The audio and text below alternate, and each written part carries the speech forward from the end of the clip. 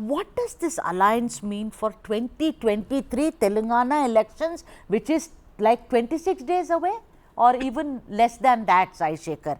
I mean, is it only to say, okay, we have done Bhumi Puja for 2024? What does it mean to you clearly? You are right. Simply, the answer to your question is that, Telangana is being used as a guinea pig for testing the alliance by the BJP.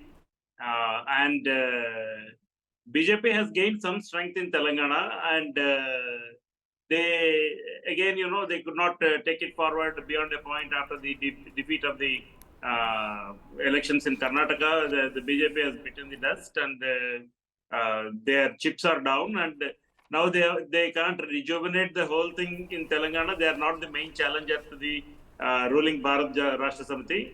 It is the Congress. And Pawan Kalyan has been dabbling with the BJP, and he participated, as you rightly remember, in the NDA meeting. He shared the dais with the Prime Minister at that time, and he is going to share the dais tomorrow. And in your introduction, you said there will be heartburn among BJP aspirants from the 9 constituencies that the BJP intends to allocate to Pawan Kalyan. And then how BJP is going to cope with that internal dissensions and bickering and maybe heartburn, and if some people want to exit, which way they would go. All these things have to be factored in as yet. And already, the discontent is brewing among the BJP cadres in the constituencies that you have listed out. And Pawan Kalyan, I don't think is a force to reckon with in both states and especially in Telangana. And as you have in your introductory remarks, you mentioned that, about the cinema actors. The history has proved that only one person could make the magic, that is N.T. Ramarao, because of his towering personality, genuine concern for the poor, and stable stand against the Congress. And he announced that, the Telugu Desam was founded on the anti-Congress poll plank. Yes. And he never went adrift out of that. And so N.T. Ramarao was trusted in 83, 85. And though he lost the popular mandate in 89, it was not an uprooting of the party lock, stock and barrel. And the TDP romped home with a thumping majority of 216 seats on its own in 1999 polls, 1995 polls.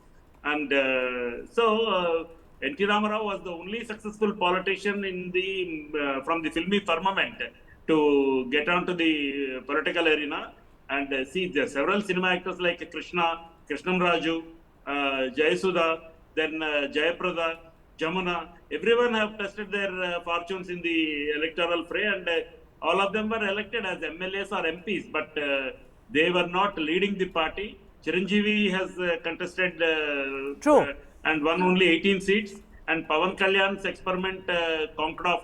He just like that announced his support without knowing what is the popular base into 2014 to BJP TDP alliance. And in 2018, he contested on his own, and his party has won only one candidate, one seat from Rajoul in Andhra Pradesh, and Pawan Kalyan himself lost in Gajwaka and Bhimavaram seats. So because of that, I don't think the first thing, Telangana people are not movie oriented. Movie actors never influence them. And even now it has been proved that Andhra also is not accepting the movie personalities as political leaders. So so at this point in time, the BJP is only trying to do a guinea pig experiment on Telangana elections by aligning with Pawan Kalyan. And if Pawan Kalyan's party is not registering at least one seat in Telangana, they may deflect from their stand in 2024 in Andhra Pradesh also. All right. Okay. Bolisetty Satyanarayana garu is also with us. Let me just go to him. It's only fair that I ask you that what does this mean? Because look at it, it seems like, there is wheels within wheels within wheels. Look at it, the TDP sits out in Telangana, right? When CBN was arrested, the BJP hardly opened its mouth. Of course, Amit Shah went and met Nara Lokesh in Delhi. But the point is that here you are shaking hands with the BJP. You want 32 seats or so, they are saying. They are ready to offer you 9 seats. Pawan Kalyan really does not have, the kind of gravitas that he has in Andhra Pradesh. What do what is there to achieve in Telangana, sir, is what I want to know from you. Actually, good evening, Sudha Sadanand and also Sai Sekhar garu. Basically, Pawan Kalyanji has come into politics not to become a leader or chief minister or something, but he would like to cleanse the politics. He is a serious ideologist as far as the entire country is concerned. He feels that he belongs to India and he is an Indian and things are going wrong and we need to set some certain things right.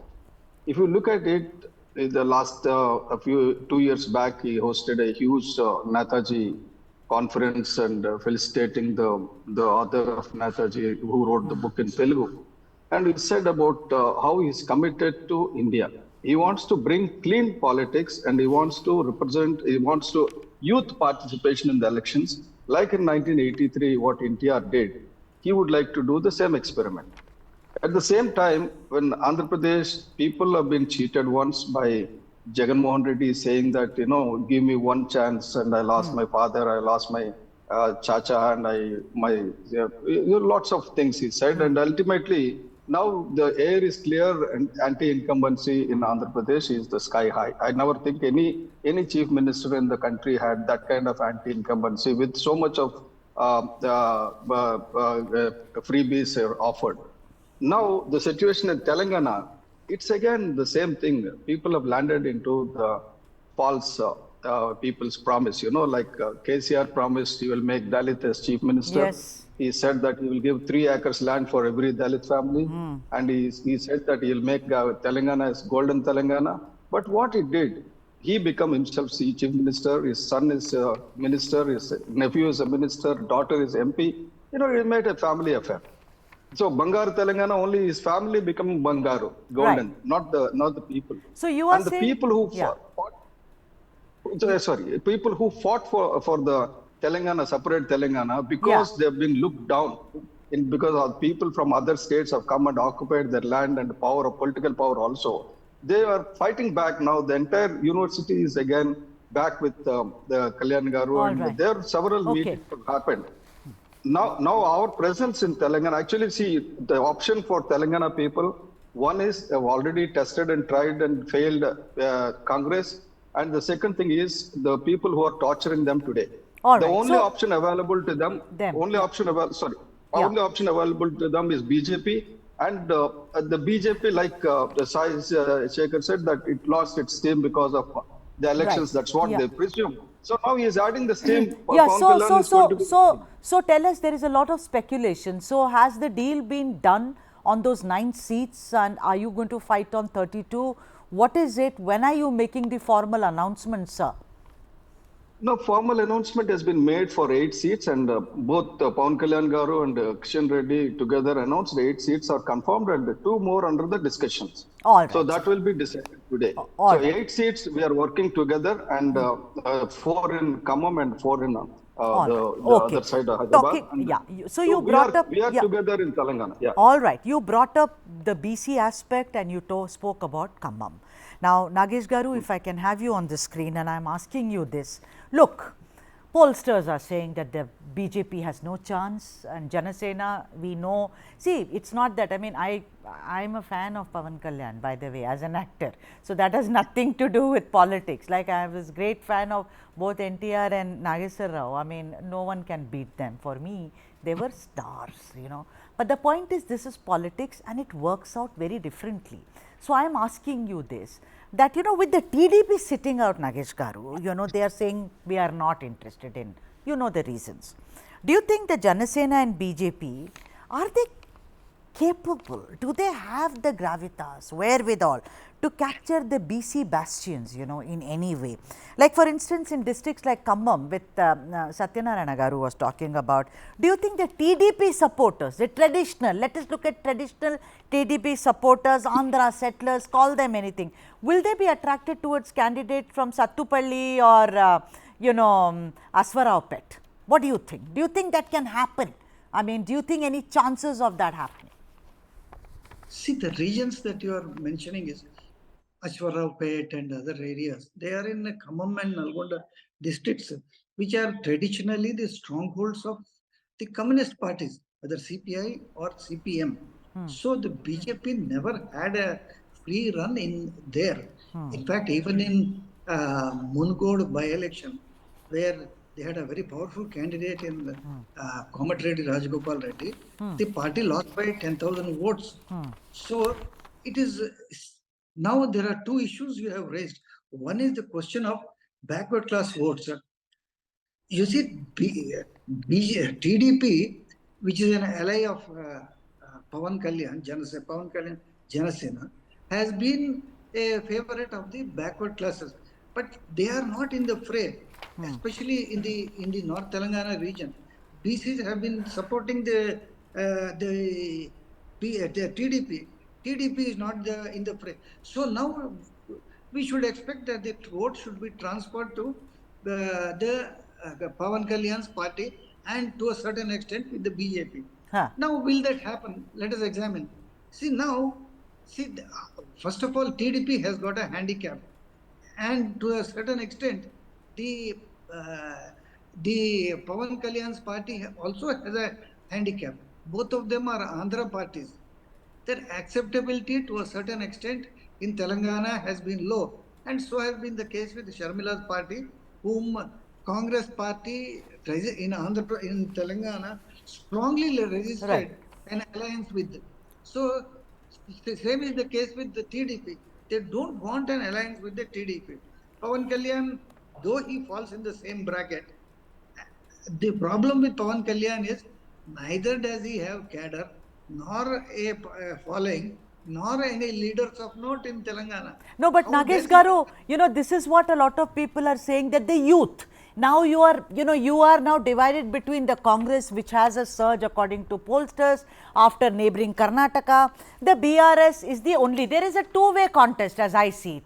They say that the youth are very confused in Telangana because, they also want, they feel power star Pawan Kalyan's presence. Do you think will it attract the youth, sir, in some way or the other? You are only strengthening my point by saying that the vote is already polarized between BRS and the Congress. So where is the space for a third party? Yesterday, a leading daily published from Calcutta and poll agency, they came up with a finding with a survey saying that the Congress will poll 39.5% votes and the BRS will poll 40.4%. So that is a difference of 0.9% will be the difference between these two parties. Whereas the BJP has been placed at a fourth, third, something like 14%. So BJP doesn't stand a chance. Another point I wanted to make. You see, I don't know how far people will receive the alliance between BJP and Pawan Kalyan, considering that in the last GHMC elections, he wanted to have an alliance, Pawan Kalyan wanted to have an alliance with the BJP. BJP said no.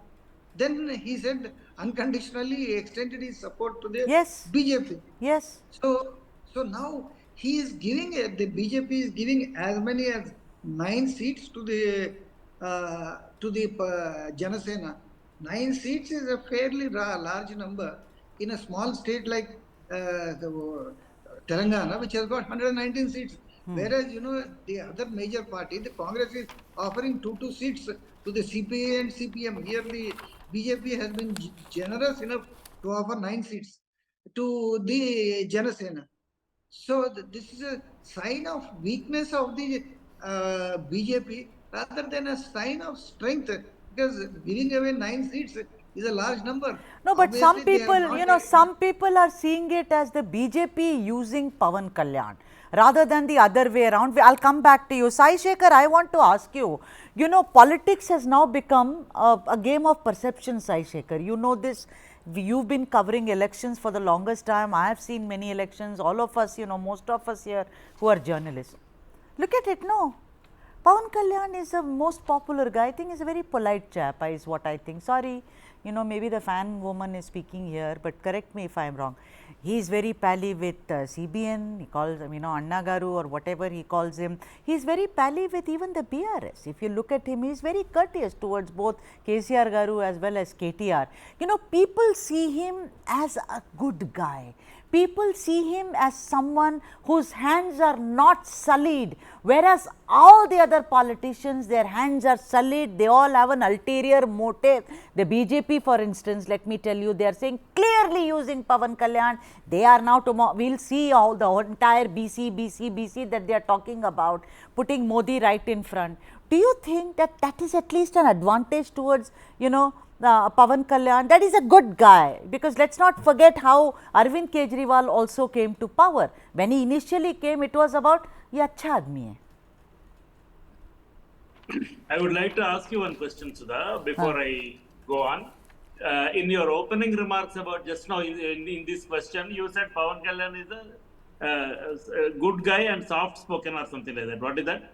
I didn't say soft spoken, I said I am just asking you that he has an image of an actor who's humble, who's pally with everyone. Do you think that is correct? Okay, now I will answer your question.